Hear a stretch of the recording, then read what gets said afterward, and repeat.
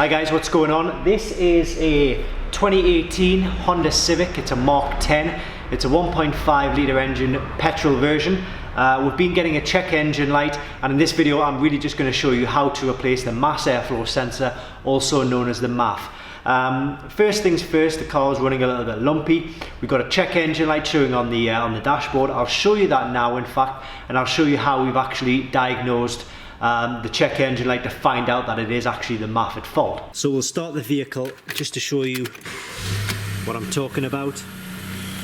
So in this car we do have a lot of warning lights on, mainly because of the ABS sensor. There's an ABS sensor fault, but you can see there the check engine light is obviously illuminated.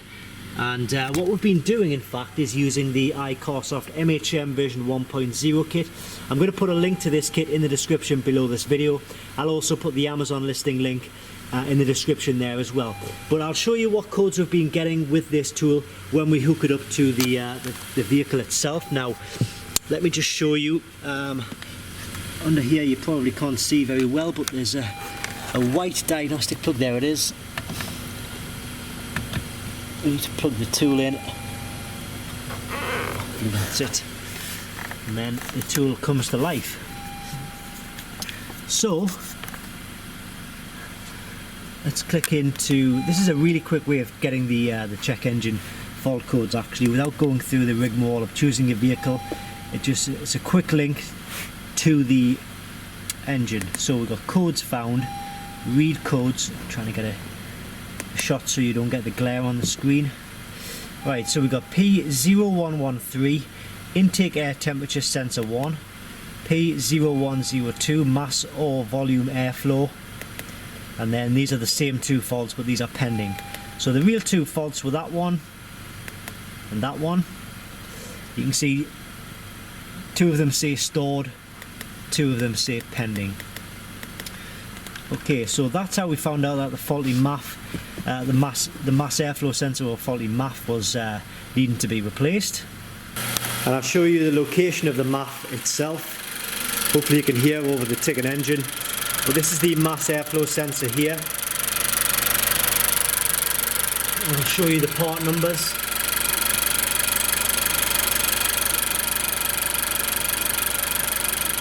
So really it should just be one electrical connection here and two Phillips screwdrivers, and the mass airflow sensor should, in theory, pull out. Let's try that now.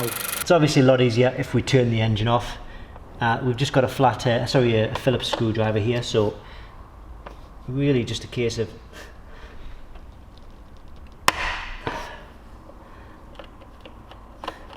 removing the screws. The engine has been running. They are quite hot. That, and then the electrical connection should just push one end in and it should just pull out like that, and then this should in theory just lift out. There we go. That is the mass airflow sensor, and what this does is the air's coming in.